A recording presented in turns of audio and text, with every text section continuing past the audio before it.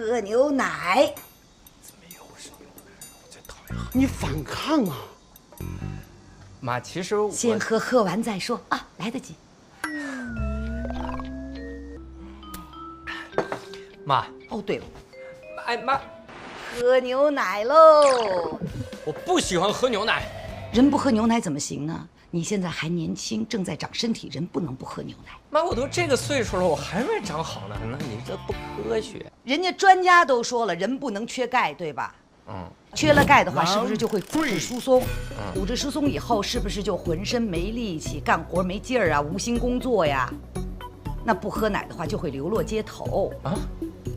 不是，怎么就流落街头了呀？你根本就不讲道理嘛！那喝了牛奶就不流落街头了吗？那大街上所有的流浪汉，每人发一瓶牛奶，今年诺贝尔和平奖直接颁给奶牛得了。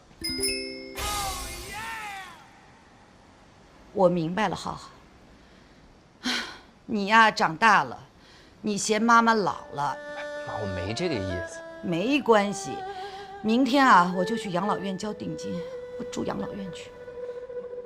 妈，